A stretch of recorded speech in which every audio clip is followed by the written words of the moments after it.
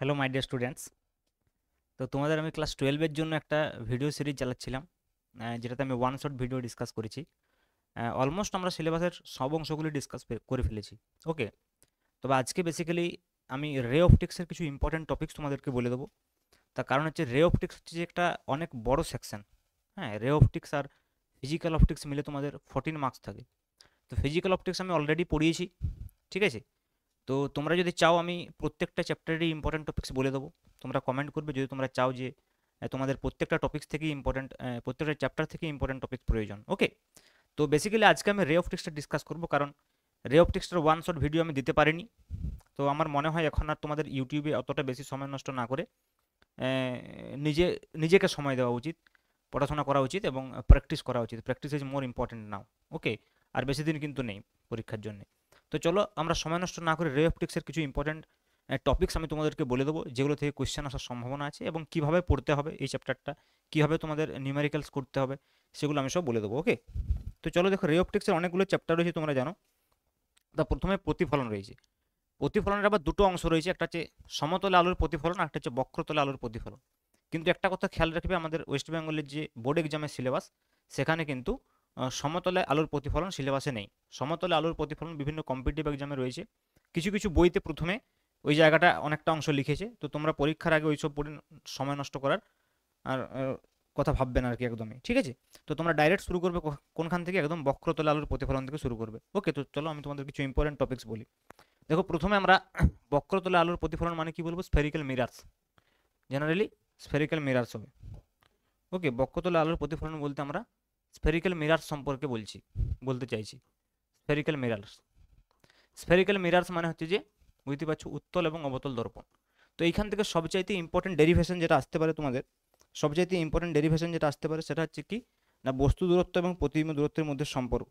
ঠিক আছে, তো এটা হচ্ছে যে খুব একটা important important question. F is equal to R by two এর প্রমাণ সাধারণত উচ্চ মাধ্যমিক লেভেলে আসে না, মাধ্যমিক লেভেলের কোয়েশ্চেন ওটা। ওকে, তো প্রথম যে তোমরা প্রমাণটা করবে সেটা হচ্ছে উত্তল এবং অবতল দর্পণ উভয় দর্পণের ক্ষেত্রে 1/v plus 1/u is equal two 1/f। এটা কিন্তু খুব ইম্পর্টেন্ট, খুবই ইম্পর্টেন্ট। এর প্রুফটা তোমরা করবে দুটো দর্পণের ক্ষেত্রেই করবে, দুটো দর্পণের ক্ষেত্রেই করবে, উত্তল এবং অবতল দর্পণের ক্ষেত্রে আলাদা আলাদাভাবে। ঠিক আছে, এবং এর সঙ্গে তোমরা একটা জিনিস যদি পড়ো, ম্যাগনিফিকেশন দেখবে। ম্যাগনিফিকেশন মড এম যেটা হয় সেটা হচ্ছে যে v/u জেনারেলি। দেখো, এখান থেকে যে নিউমারিক্যালস আসে, এই ফর্মুলাটা থেকে নিউমারিক্যালস আসবে সম্ভাবনা খুবই বেশি। নিউমেরিক্যালস শুধুমাত্র এই ফর্মুলাটার উপর বেস করে কিন্তু নিউমেরিক্যালস আসবে। তার সঙ্গে কি হবে দেখো, এই ফর্মুলাটার সঙ্গে এই ফর্মুলাটাকে কিন্তু অনেক সময় পাঁচ করে দেবে, একসঙ্গে দেবে। ওকে, 1/v plus 1/u is equal two 1/f এর সঙ্গে কিন্তু m ইজিক্যাল টু v/u, এই ফর্মুলাটাও কিন্তু করে রাখবে। দুটো ফর্মুলা দিয়ে কিছু কিছু নিউমেরিক্যালস করবে। নিউমেরিক্যালস কীভাবে করবে দেখো, ফর্মুলা লিখবে, মেন ফর্মুলা, যে ফর্মুলাটা রিকোয়ার্ড হচ্ছে ওই ফর্মুলাটার সঙ্গে সংশ্লিষ্ট দু একটা তোমরা নিউমেরিক্যালস করে নেবে প্র্যাকটিসের জন্য। পরীক্ষার আগে সব নিউমেরিক্যালস তুমি করতে পারবে না, আর পরীক্ষাতে এমন কোয়েশ্চেন আসেও না কি যাতে করে তোমার আর অনেক হার্ড হার্ড নিউমেরিক্যালস পরীক্ষাতে আসবে এরকম এক্সপেক্ট করার কোনো কারণ নেই। বিশেষ করে বোর্ড এক্সামে কোয়েশ্চেন ট্রিকি থাকে সামান্য ফিজিক্সের ক্ষেত্রে অন্যান্য সাবজেক্টের তুলনায়, কিন্তু ট্রিকি থাকলেও তোমার যদি বেসিক কনসেপ্ট ক্লিয়ার থাকে এবং যদি তোমার সিম্পল নিউমেরিক্যাল সলভ করতে পারবো সেই এবিলিটি যদি থাকে, তাহলে তুমি আরামসে কোয়েশ্চেন আনসার করতে পারবে। ওকে, তো এখান থেকে এই বিষয়টা তোমাদের কিন্তু বলার ছিল, এটা খুব ইম্পর্টেন্ট বিষয়। এখান থেকে কিছু এক্সপ্লানেশন কোয়েশ্চেন আসে। কীরকম এক্সপ্লানেশন কোয়েশ্চেন আসে, যেগুলো তোমরা মাধ্যমিকেও পড়েছিলে, ক্লাস 10-এও কিন্তু তোমরা সেই ধরনের এক্সপ্লানেশন কোয়েশ্চেন পড়েছিলে। যেমন ধরো আমি যদি বলি যে একটি উত্তল দর্পণ উত্তল না অবতল তা কিভাবে চিনবে, তোমরা এগুলো লিখে নিতে পারো। আমি জাস্ট বলে দিচ্ছি, হ্যাঁ, তো বোর্ডে তো লেখা সম্ভব নয়, তো তোমরা ভিডিও পজ করে লিখে নিতে পারো অথবা তোমরা নিজেরা লিখতে পারো। ওকে, যেমন ধরো একটি দর্পণ উত্তল অবতল না সমতল তা কিভাবে চিনবে। তোমরা জানো এটা অনেক সময় একটা দর্পণের সামনে কোনো একটা বস্তুকে রেখে চেনা যায়। আচ্ছা, দাড়ি কামানোর কাজে এবং দন্ত চিকিৎসায় কী ধরনের দর্পণ ব্যবহার করা হয় এবং কেন। ঠিক আছে, মোটর গাড়ির ভিউ ফাইন্ডারে কী ধরনের দর্পণ ব্যবহৃত হয়। তারপর হচ্ছে তোমার যানবাহনের হেডলাইট বা সার্চ লাইটে অধিবৃত্তীয় দর্পণ ব্যবহার করা হয় কেন। হ্যাঁ, অবতল এবং উত্তল দর্পণের ক্ষেত্রে প্রতিবিম্ব বস্তুর বেগের মধ্যে সম্পর্ক, এটা অতটাও ইম্পর্টেন্ট নয় আমাদের বোর্ড এক্সামের জন্য, শেষের কোয়েশ্চেনটা। তাহলে বোর্ড এক্সামের জন্য এখান থেকে যে কোয়েশ্চেন আমি বলবো, আবার রিপিট করছি, দেখো, একটি দর্পণ উত্তল অবতল না সমতল তা কীভাবে চিনবে। দাড়ি কামানোর কাজে এবং দন্ত চিকিৎসায় কী ধরনের দর্পণ এবং কেন ব্যবহার করা হয়। মোটর গাড়ির ভিউ ফাইন্ডারে কী ধরনের দর্পণ ব্যবহৃত হয়। আর হচ্ছে যানবাহনের হেডলাইট বা সার্চ লাইটে অধিবৃত্তীয় দর্পণ ব্যবহৃত হয় কেন। আর কখনো কখনো এই এই যে সমীকরণটা আমি লিখেছিলাম একটু আগে, এই সমীকরণটা থেকে ইউ ভার্সেস ভি লেখচিত্র আঁকতে দিতে পারে তোমাদেরকে। ইউ ভার্সেস ভি লেখচিত্র বিভিন্ন কেসে, ইউ ভার্সেস ভি গ্রাফ, এটাও কিন্তু একটু তুলনামূলকভাবে ইম্পর্টেন্ট রয়েছে। ওকে, তো এই কয়েকটা জিনিস কিন্তু করলে তোমাদের সমতলে যে আলোর প্রতিফলন সেই জায়গাটা কিন্তু হয়ে যাবে। এরপর তোমরা চলে এসো রিফ্র্যাকশনে, অর্থাৎ প্রতিসরণ। তো প্রতিসরণ শুরু হয় তোমরা জানো যে লেন্স স্নেলের সূত্র দিয়ে। ওকে, তো তোমাদের নেক্সট যেটা রয়েছে স্পেশালি সেটা হচ্ছে রিফ্র্যাকশন বা প্রতিসরণ তোমরা বলতে পারো। প্রতিসরণ দেখো, প্রথমে কিন্তু সমতলে প্রতিসরণ রয়েছে। সমতলে প্রতিসরণ কিন্তু ইম্পর্ট্যান্ট তোমাদের পরীক্ষার জন্য। সমতল প্রতিসরণ থেকে কী ধরনের কোয়েশ্চেন আসতে পারে, এখান থেকে কী ধরনের কোয়েশ্চেন আসতে পারে? প্রথমে স্নেলের সূত্র আসতে পারে, অবশ্যই স্নেলের সূত্র আসতে পারে, খুব ভেরি কমন কোয়েশ্চেন স্নেলের সূত্র, ঠিক আছে। এছাড়াও দেখো এখান থেকে যে বেসিক্যালি কোয়েশ্চেন আসবে মিউ এবং ল্যামডার মধ্যে রিলেশন, এটা খুব ইম্পর্টেন্ট। মিউ এবং ল্যামডার মধ্যে রিলেশন তোমরা জানো, এমনি নেচার জেনারেলি করলে মিউ ইজ প্রপোর্শনাল টু 1/λ, কারণ হচ্ছে এখান থেকে তোমরা জানো মিউ ইজ ইকুয়াল টু সি/ভি। এই ফর্মুলা থেকে কোয়েশ্চেন আসতে পারে, অঙ্ক আসতে পারে নিউমেরিক্যাল। এখান থেকে তোমরা প্রমাণ করতে পারবে যে ভি ইজ ইকুয়াল টু যদি আমরা n λ বসাই, তাহলে তোমরা বুঝতে পারছো মিউর সঙ্গে যে ল্যামডার সম্পর্ক সেটা কিন্তু ইনভার্সলি প্রপোর্শনাল। এছাড়াও মিউর সঙ্গে ল্যামডার একটা সম্পর্ক যেটাকে কোসি সূত্র বলা হয়, ঠিক আছে, সেটা হচ্ছে mu is equal to a plus b by lambda square. Mu is equal to a plus b by lambda square. এখান থেকে কিন্তু কোয়েশ্চেন আসতে পারে, ভেরি সিম্পল কোয়েশ্চেন। এবং এখানে তোমরা মিউর সঙ্গে ল্যামডার যে গ্রাফটা সেটা মনে রাখবে, মিউ ভার্সেস ল্যামডার যে গ্রাফ হয় সেটা হচ্ছে এরম টাইপের একটা গ্রাফ হয়, ঠিক আছে। এখানে আরেকটা যেটা মেন ফেমাস কোয়েশ্চেন রয়েছে সমতলে আলোর প্রতিফলনের ক্ষেত্রে, সেটা হচ্ছে কি দেখো, এই যে যদি কতগুলো পরপর পরপর সমান্তরাল যদি মনে করো মিডিয়াম থাকে, তাহলে এইখানে যে ইনসিডেন্ট রশ্মিটা হয় আর এখানে যে নির্গমন রশ্মি এইভাবে কিন্তু এভাবে অভিলম্বের দিকে সরে আসে, তোমরা জানো, ঠিক আছে। এইভাবে ধীরে ধীরে সরে আসবে, দিয়ে লাস্টে এরকম হয়ে যাবে। তো এই রশ্মিটা এবং এই রশ্মিটা প্যারালাল হয়, অর্থাৎ আপতিত রশ্মি এবং নির্গত রশ্মি পরস্পরের সঙ্গে সমান্তরাল হয়। এই প্রমাণটা কিন্তু পরীক্ষাতে আসতে পারে। নেক্সট মোস্ট ইম্পর্টেন্ট হচ্ছে আপাত গভীরতা এবং প্রকৃত গভীরতার মধ্যে সম্পর্ক। এখান থেকে নিউমেরিক্যালও আসতে পারে, মোস্ট ইম্পর্টেন্ট, এটা মনে রাখবে। এইটা করে নেবে, আপাত গভীরতা এবং প্রকৃত গভীরতার মধ্যে সম্পর্ক, গভীরতা এবং প্রকৃত গভীরতার মধ্যে সম্পর্ক। এখান থেকে নিউমেরিক্যালসও আসতে পারে, প্রকৃত গভীরতার মধ্যে সম্পর্ক, গভীরতার মধ্যে সম্পর্ক, এই কোয়েশ্চেনটা করবে। এর সঙ্গে এই যে এখানে যে সম্পর্কটা আসবে, যে রিলেশনটা আসবে, যে D is equal to X by mu, এরকম একটা সম্পর্ক আছে দেখবে, ঠিক আছে, D is equal to X by mu, ঠিক আছে, অথবা X is D is equal to mu X, ওটা ডিপেন্ড করছে আর কি ঘন মাধ্যম থেকে লঘু মাধ্যম নাকি লঘু মাধ্যম থেকে ঘন মাধ্যম। তাহলে সেই হিসেবে এখান থেকে কোয়েশ্চেন আসতে পারে এবং এই ফর্মুলার থেকে অঙ্ক আসতে পারে, নিউমেরিক্যালস আসতে পারে। ওকে, তো এটা তোমরা অবশ্যই করবে। নেক্সট তোমরা চলে যাও পার্শ্ব সরণে। পার্শ্ব সরণ ইম্পর্টেন্ট, ল্যাটারাল শিফট, আলোক রশ্মির পার্শ্ব সরণ, ঠিক আছে। এরকম যদি একটা কোনো মনে করো স্ল্যাব থাকে, ওকে, সেই স্ল্যাবে তোমরা জানো যে এইভাবে যদি আমরা একটা রশ্মিকে নিই এইভাবে, ঠিক আছে, তারপরে এটা এইভাবে যাবে, তারপরে এইভাবে যাবে, তাহলে এই রশ্মিটাকে যদি এইখান থেকে আমরা এইভাবে এক্সটেন্ড করি, তাহলে এই যে রশ্মিটা এইভাবে যাচ্ছিল কিন্তু এইদিকে সরে গেছে এই বরাবর, ঠিক আছে, তো এই বরাবর এই যে সরণটা হয়, এই সরণটা যদি আমরা ডি বলি, তোমরা দেখবে এখানে একটা প্রুফ রয়েছে, যেটা হচ্ছে D is equal to 1 minus cos i divide by square root of mu square minus sine square I into T sine I. এই প্রমাণটা কিন্তু খুব ইম্পর্টেন্ট, টিটা যেখানে বেদ আর মিউটা হচ্ছে প্রতিসরাঙ্ক, টি সাইন আই, ঠিক আছে।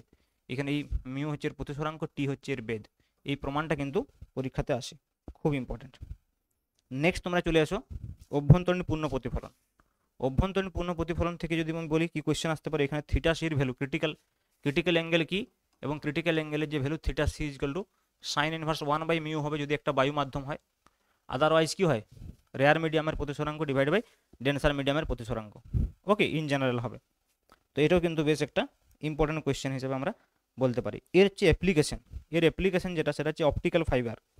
এর অ্যাপ্লিকেশন হিসাবে অপটিক্যাল ফাইবার, এখান থেকে ডিটেলস কোয়েশ্চেন আসবে না, শর্ট কোয়েশ্চেন আসতে পারে এই অপটিক্যাল ফাইবার থেকে, যেটা কোন নীতি মেনে চলে অপটিক্যাল ফাইবার, মনে রাখবে এটা হচ্ছে অভ্যন্তরীণ পূর্ণ প্রতিফলনের সূত্র মেনে চলে। ওকে, নেক্সট চলে আসতো আমরা প্রিজম, চলে আসো প্রিজমও খুব ইম্পর্ট্যান্ট।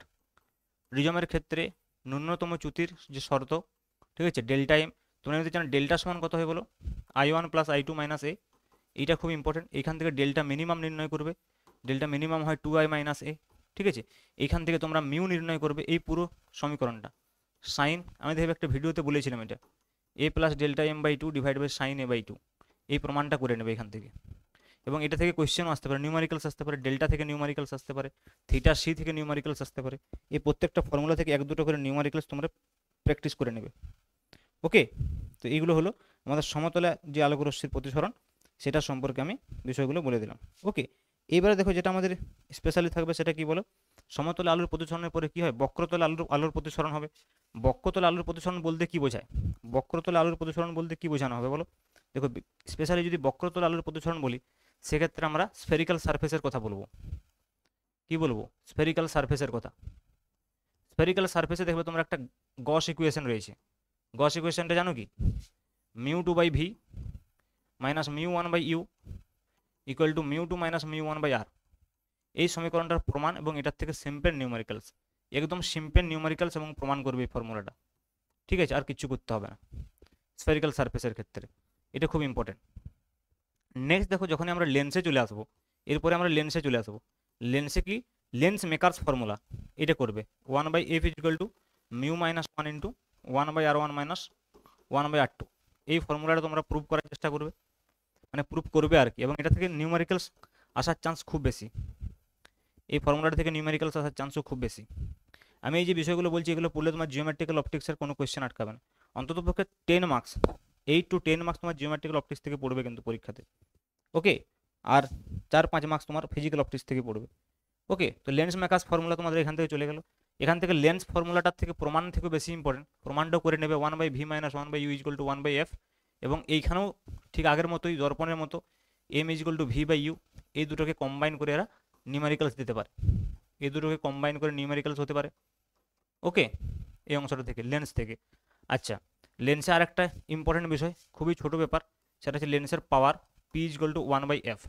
এটা থেকে কোয়েশ্চেন আসতে পারে, সিম্পল কোয়েশ্চেন আসতে পারে। আরেকটা দেখো, ইকুইভ্যালেন্ট ফোকাল লেন্থ, দুটো যদি লেন্স থাকে, one by F is equal to one by f one is equal to plus one by f two. দুটো লেন্স যখন পরস্পরের সংস্পর্শে থাকবে, তখন তাদের যে ইকুইভ্যালেন্ট ফোকাল লেন্থ হয়, সেটা কিন্তু খুব ইম্পর্টেন্ট এই ফর্মুলাটা লেন্সের থেকে। ওকে, তা দেখো লেন্স সম্পর্কে এই বিষয়গুলো পড়লে মোটামুটি তোমার কভার হয়ে যাবে। এবারে নেক্সট তোমরা কি পড়বে বলো, এবারে বিচ্ছুরণ এবং বিক্ষেপণ, ডিসপারশন এবং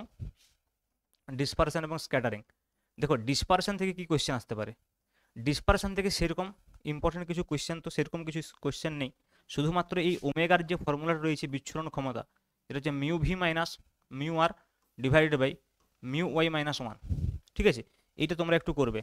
ওকে, এটা তোমরা একটু করবে, বিচ্ছুরণ ক্ষমতা যেটা হয়, এটা অ্যাকচুয়ালি কি হয়, ডেল ভি, আচ্ছা এখানে একটা এ হবে, মিউ ভি মাইনাস মিউ আর, না এটা কেটে যাবে, মিউ ওয়াই মাইনাস ওয়ান। দেখো এটা অ্যাকচুয়ালি কী হয়, যে কৌণিক বিচ্ছুরণ যেটা হয়, সেটা হচ্ছে যে delta v minus delta r, actually delta v minus delta r, আর এটার সঙ্গে যদি আমরা ডেল্টা ওয়াইকে ভাগ করে দিই, তাহলে এটা ওমেগা, এটা হচ্ছে অ্যাকচুয়ালি ওমেগার ফর্মুলা। ঠিক আছে, এবারে মিউ ভি মানে কত, ডেল্টা ভি মানে mu V minus one, mu r minus one into A, তাহলে এটা কমন নিয়ে কেটে যাবে উপর নিচে। তোমরা এই ফর্মুলাটা বলতে পারো, এই ফর্মুলাটা বলতে পারো, এই ফর্মুলাটা থেকে কিন্তু নিউমেরিক্যালস আসতে পারে, এই ফর্মুলাটা থেকেও নিউমেরিক্যালস আসতে পারে। ঠিক আছে, আর স্ক্যাটারিং থেকে যেটা মেন ইম্পর্টেন্ট কোয়েশ্চেন আসতে পারে স্ক্যাটারিং থেকে, সেটা হচ্ছে সিম্পল রেলে ফর্মুলা থেকে, একদম যেগুলো বেসিক বিষয় আমি বলছি। আই হচ্ছে যে proportional to one by lambda to the power four. এখান থেকে তোমরা কতগুলো এক্সপ্লানেশন কোয়েশ্চেন করতে পারবে, যেমন why the sky is blue, the colour of sky is blue, এটা আছে। এছাড়াও কী আছে, সূর্যোদয় এবং সূর্যাস্তের সময় আমরা সূর্যকে আমরা লাল দেখি কেন, reddish appearance of sunrise and sunset. ঠিক আছে, এবং সেম কারণ হচ্ছে বিপজ্জনক ডেঞ্জার সিগন্যাল হিসাবে আমরা আমরা লাল আলো ব্যবহার করি। এগুলো দেখবে খুব কমন কয়েকটা কোয়েশ্চেন রয়েছে, যে কোয়েশ্চেনগুলো তোমাদের আসতে পারে পরীক্ষাতে। ওকে, তাহলে পুরো জিওমেট্রিক্যাল অপটিক্সটা তোমরা এটা বুঝলে। নেক্সট হচ্ছে দেখো, তোমাদের অপটিক্যাল ইনস্ট্রুমেন্ট থেকে মেন কী কোয়েশ্চেন আসতে পারে, এটাও খুব একটা ইম্পর্টেন্ট চ্যাপ্টার জিওমেট্রিক্যাল অপটিক্সের। অনেকে এই চ্যাপ্টারটা ছেড়ে দেয়, কিন্তু এই চ্যাপ্টারটা থেকে খুব কমন কোয়েশ্চেন পাওয়া যায়। যেমন ধর প্রথমে তো হচ্ছে যে আই ডিফেক্টস থেকে কোয়েশ্চেন আসতে পারে, ভেরি সিম্পল। আই ডিফেক্টস, দুটো যে আই ডিফেক্ট আছে অন্তত দুটো করে নেবে, একটা হচ্ছে কি মায়োপিয়া, আরেকটা কি হাইপারমেট্রোপিয়া। নাম্বার 2 হচ্ছে হাইপারমেট্রোপিয়া, মায়োপিয়া এবং হাইপারমেট্রোপিয়া করে নেবে, এই দুটো। ঠিক আছে, ভেরি সিম্পল কোয়েশ্চেন আসতে পারে। আচ্ছা, ইনস্ট্রুমেন্টের মধ্যে দেখো, আমাদের ইনস্ট্রুমেন্ট বেসিক্যালি আছে সিম্পল মাইক্রোস্কোপ। কী কী রয়েছে দেখো, আমি বলছি, সিম্পল মাইক্রোস্কোপ রয়েছে, সিম্পল মাইক্রোস্কোপ। সেকেন্ড হচ্ছে compound microscope, compound microscope, compound microscope, একটু সমস্যা হচ্ছে মনে হচ্ছে, কম্পাউন্ড মাইক্রোস্কোপ, ওকে, সিম্পল মাইক্রোস্কোপ, কম্পাউন্ড মাইক্রোস্কোপ, আর একটা হচ্ছে টেলিস্কোপ। টেলিস্কোপ বিশেষ করে রিফ্র্যাক্টিং টেলিস্কোপ, যা অ্যাস্ট্রোনমিক্যাল টেলিস্কোপ, যেটা রিফ্র্যাক্টিং টেলিস্কোপ, রিফ্র্যাক্টিং আমি বলবো অ্যাস্ট্রোনমিক্যাল টেলিস্কোপ, ওকে, অ্যাস্ট্রোনমিক্যাল টেলিস্কোপ, টেলিস্কোপ, এই যে অংশটা বলছি অ্যাস্ট্রোনমিক্যাল টেলিস্কোপের অংশটা বলছি। তো এর মধ্যে সিম্পল মাইক্রোস্কোপটা সিলেবাসে থাকলেও এটা আসার সম্ভাবনা খুব কম, কারণ কম্পাউন্ড মাইক্রোস্কোপ যে করতে পারবে সে সিম্পল মাইক্রোস্কোপও করতে পারবে। তা তোমরা কম্পাউন্ড মাইক্রোস্কোপটা পড়বে এবং রিফ্র্যাক্টিং টেলিস্কোপ। এখান থেকে কী ধরনের কোয়েশ্চেন আসতে, কখনো কখনো দেখো এর যে ম্যাগনিফাইং পাওয়ার এম, এখান থেকে কিন্তু নিউমারিক্যালস আসতে পারে, এম এর থেকে নিউমারিক্যালস আসতে পারে, এরও ম্যাগনিফাইং পাওয়ার থেকে নিউমারিক্যাল আসতে পারে, ম্যাগনিফাইং পাওয়ারের ডেরিভেশন পড়তে পারে, ম্যাগনিফাইং পাওয়ারের ডেরিভেশন পড়তে পারে, অথবা কেবলমাত্র রে ডায়াগ্রাম। তোমাকে হয়তো কেবলমাত্র বলবে যে এই যে রে ডায়াগ্রামটা রয়েছে, এই যে রে ডায়াগ্রামটা রয়েছে সেই রে ডায়াগ্রামটা কেবল আঁকতে বলতে পারে, তোমরা জানো রে ডায়াগ্রামটা রয়েছে। তো অনলি রে ডায়াগ্রাম যদি পড়ে, শুধুমাত্র যদি রে ডায়াগ্রাম পড়ে, তাহলে অনেক সময় 2 মার্কসের কোয়েশ্চেন পড়তে পারে। সেক্ষেত্রে তোমাকে সিম্পল কী করতে হবে, সিম্পল ডায়াগ্রামটা এঁকে দেখাতে হবে, সিম্পল ডায়াগ্রামটা এঁকে দেখাতে হবে, রে ডায়াগ্রাম যদি কোয়েশ্চেন আসে পরীক্ষাতে। আর যদি ডেরিভেশন আসে, পুরো ডেরিভেশন আসে, তাহলে পুরো করতে হবে, রে ডায়াগ্রাম সহ ডেরিভেশন করতে হবে, আর সিম্পল নিউমেরিক্যালস আসতে পারে, কম্বিনেশন আসতে পারে, ওকে। তো এই যে টপিক্সগুলো বললাম জিওমেট্রিক্যাল অপটিক্সের, শুধুমাত্র তুমি এই টপিক্সগুলো করে চলে যাও, জিওমেট্রিক্যাল অপটিক্স, তোমার পুরো জিওমেট্রিক্যাল অপটিক্স কভার হয়ে যাবে। এগুলোই মেন টপিক্স জিওমেট্রিক্যাল অপটিক্সের, ওকে। আশা করি তোমাদের বোঝা গেছে। তোমরা এই টপিক্সগুলো পড়বে, এবং যদি তোমাদের এর নোটসটা দরকার হয় আমি নোটসটা টেলিগ্রাম চ্যানেলে দিয়ে দেবো, ঠিক আছে। সব চ্যাপ্টারের নোটসগুলো টেলিগ্রাম চ্যানেলে দিয়ে দিয়েছি। এখনও পর্যন্ত এই চ্যাপ্টারের নোটসটা দেওয়া হয়নি, এটা পড়াতে পারিনি বলে। তো আমি তোমাদেরকে ইম্পর্টেন্ট টপিকসগুলো বলে দিলাম, তোমরা একটু নিজেরা পড়ে নেবে, আমি নোটসটা দিয়ে দেবো, নোটসটা থেকে টপিকসগুলো বের করে পড়ে নিতে পারো, ওকে। তাহলে চলো আজকে আমি রাখলাম, এই ছোট্ট ভিডিওটার মাধ্যমে তোমাদের বেশি সময় নষ্ট না করে আমি তোমাদেরকে ইম্পর্টেন্ট টপিকসগুলো বলে দিলাম। এবার আমরা কিছুদিনের মধ্যে নিট বা জেইর জন্য আমরা প্রিপারেশান নেবো। আমি কিছু important question answer, previous year question এইসব ডিসকাস করবো। তো অবশ্যই তোমরা চ্যানেলটা সাবস্ক্রাইব করে দেবে, তোমাদের সামনের দিনে পরীক্ষার পর আরও ভালোভাবে তোমরা কম্পিটিটিভ এক্সামের প্রিপারেশান নেওয়ার জন্য, ঠিক আছে। আর ক্লাস 11 স্টুডেন্টদের জন্য বলবো যে তোমাদের জন্য বা নতুন যারা 12 উঠে তাদের জন্য কিন্তু নেক্সট সেশন থেকে আমি রেগুলারলি পড়াবো ইউটিউবে লাইভ, ওকে। সো আজকে এই পর্যন্তই, থ্যাংক ইউ, গুড নাইট, সবাই ভালো থাকবে, দেখা হবে পরের অন্য একটা ভিডিওতে ইম্পর্টেন্ট টপিক্স। যদি তোমাদের ইম্পর্টেন্ট টপিক্স দরকার হয় অবশ্যই তোমরা কমেন্ট করবে, আমি ইম্পর্টেন্ট টপিক্স কোনো একটা চ্যাপ্টারে বানিয়ে দেবো যে চ্যাপ্টার তোমাদের প্রয়োজন হবে, ওকে। তো আজকে এই পর্যন্তই, থ্যাংক ইউ।